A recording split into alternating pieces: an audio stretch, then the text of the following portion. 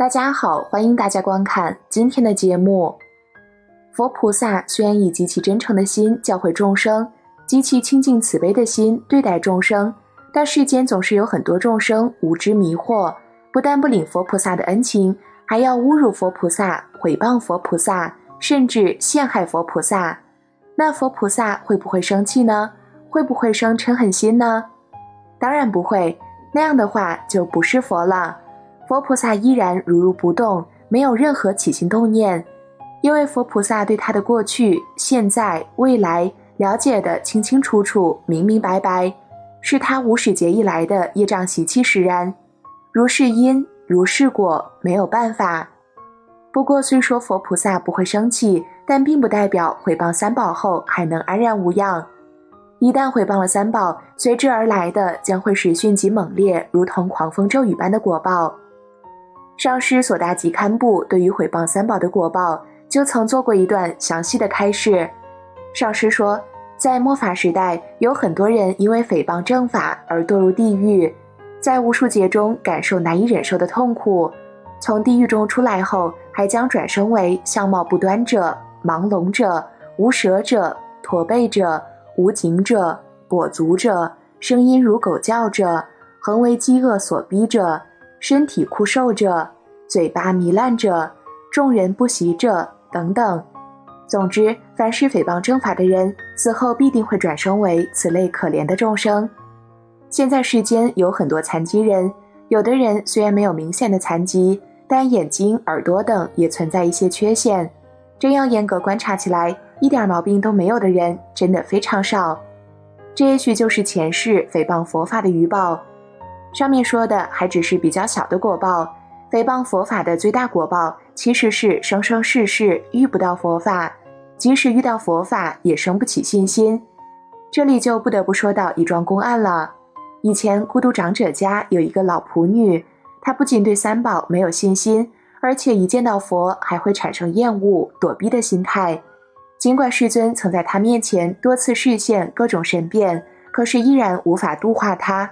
直到后来罗睺罗尊者来了，才成功度化了他。后来在一次法会上，佛陀就宣说了这位老仆女的宿世因缘。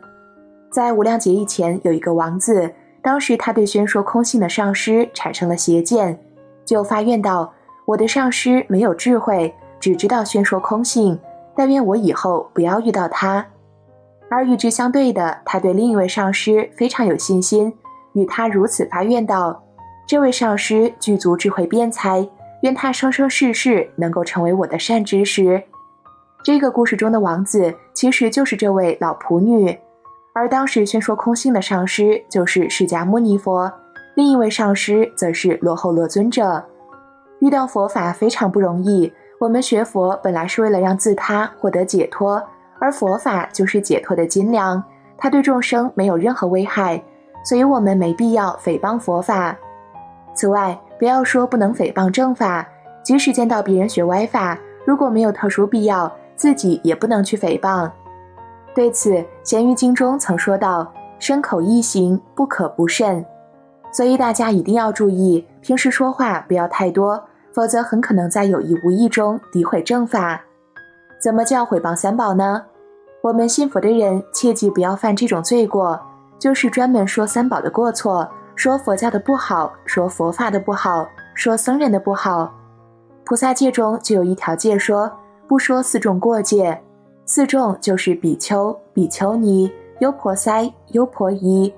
受过菩萨戒的人，对于比丘有什么罪过不要讲，比丘尼做什么错事也不要讲，优婆塞有什么过错也不要讲，优婆夷有什么过错也不要讲，这叫不说四众过。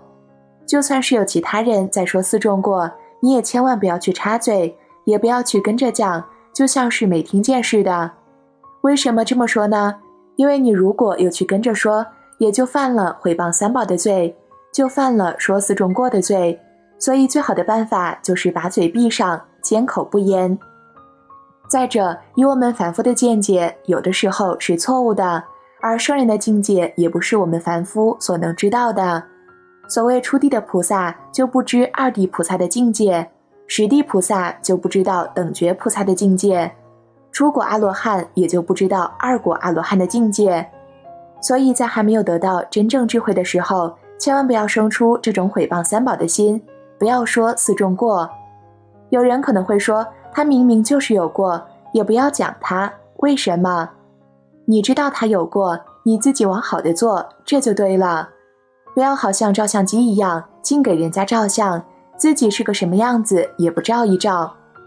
讲到这儿，我想到中国梁武帝时有一位智公禅师，他天天要吃2只鸽子。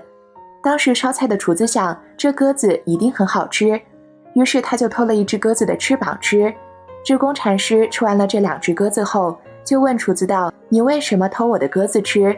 厨子连忙狡辩道：“没有啊，我哪里偷吃了？”“没有，你看一看。”智公禅师说完，把口一张，从口里吐出2只鸽子，1只翅膀完好的出来就飞走了，而另1只鸽子因为缺了个翅膀，怎么也飞不起来。如果你没有吃，这只鸽子的翅膀怎么会没有呢？一样吃鸽子，智公禅师可以把切碎煮熟的鸽子吃到肚子里头，又可以变成活的吐出来，而这个厨子就没有这种本事，吃了就是吃了。智公禅师这种境界就是吃而未吃。还有济公禅师，那时候他在杭州西湖灵隐寺，这和尚怎么样呢？一天到晚吃狗肉喝烧酒，每天都喝得醉得不得了，人一看就知是个醉和尚。可别看他虽然醉了，实际上他是到处去教化众生去了。有一次造佛像，这佛像要铺金，他告诉方丈和尚，这佛像我来铺，你不要叫其他人去铺金。方丈和尚说好，可是左等右等，他就是没来铺。后来当家和尚就找到他说，你要铺这佛像的金，这么久了你也不铺，你到底还铺不铺了？济公听后说道，好，我这就来铺。这天晚间他又喝醉了酒，等到其他人都睡着了后，跑到那佛像前，从口里吐金往佛像上铺。等到佛像各部分都铺得差不多，只有头顶上还有个地方没有铺时，当家和尚正巧路过，听见他在里边口里往佛像吐痰的声音，就进来了，说，你怎么这个样子？你口里的粘痰怎么能往佛像吐呢？济公听后道，我不吐了。说完头也不回的就走了。第二天一早，当家和尚进来发现佛像的金基本都铺好了，就剩头上还有一点没有铺好，只好去找另外铺金的匠人来铺，但是所铺的金就没有济公吐的金子那么好，可见罗汉的境界是多么的不可思议。所以我们信过佛的人对四众的过千万不要讲，你要是讲到普通人还没有什么关系，讲到正果的圣人，那就会有罪过了。有罪过会怎么样呢？这是会堕地狱的。此外，有人可能会好奇，为什么有人会毁谤三宝呢？因为他没有信心。什么原因让他没有信心呢？比如有一个人，他有一般恶的朋友，就是不明白佛法的恶人。这不明白佛法的恶人就会毁谤三宝，那么这个人因为和恶人做朋友，随着也养成这种习气，就破坏三宝，毁谤三宝。又如果这个人馋取愚痴，也会毁谤三宝。什么叫馋取呢？馋取是一种流虚，现在一般叫拍马，就是想要得到你的欢喜，就尽对你说好话，这叫馋取。他的心不直，是弯曲的。为什么这个人要馋取呢？因为他虽然愚痴，却以为自己是聪明的，怀着一种聪明慢。聪明慢就是增上慢，也就是像《法华经》里的无谦退息。增上慢的人怀着一种聪明慢，是有点聪明，但是也看不起人，看谁都不如他自己。因为他怀着一种聪明的我慢，所以就毁谤正法，不相信正法，把众生的法眼都给挑去了。什么叫挑去呢？众生本来是有择法眼的，但他用刀把眼睛挖出，令他们没有择法眼了。因为他令众生没有择法眼，那么这个人将来必然会肢体废缺，或者没有手，或者没有脚，结舌不言，虽然有舌头，但是不会说话，是哑巴。为什么他是哑巴呢？这一点要注意，哑巴的人都是毁谤三宝来的。毁谤三宝的人死后将会堕落地狱，在地狱里经过2亿年那么长的时间受罪，然后才去投生。投生去做什么呢？做马、牛、羊、鸡、犬等畜生，做2亿年那么长的时间，然后再做人。而做人时，他就6根不全，或者没有眼睛，是盲人，或者没有耳朵，是聋子，听不见声音，或者哑巴，有舌头不会讲话，这也等于没有舌头一样。所以我们不要打妄语，不要讲人的是非，不管别人对我们怎么样，都不要讲人家的对或不对。你讲人的是非，将来就如拔舌地狱。在这个地狱，罪人的舌头被拔出来，受好像用篱笆在舌头上耕地那样的痛苦。总而言之，6根不具足，相貌也丑陋，这其实都是因为在过去生中毁谤三宝，所以才受的这种苦，而且是苦毒无量，死了还要堕无间地狱，这便是毁谤三宝的可怕果报。人生难得，佛法难闻，望大家谨上师教言，慎重对待佛法僧三宝。好了，今天的内容就和大家分享到这里了，我们下期节目再见。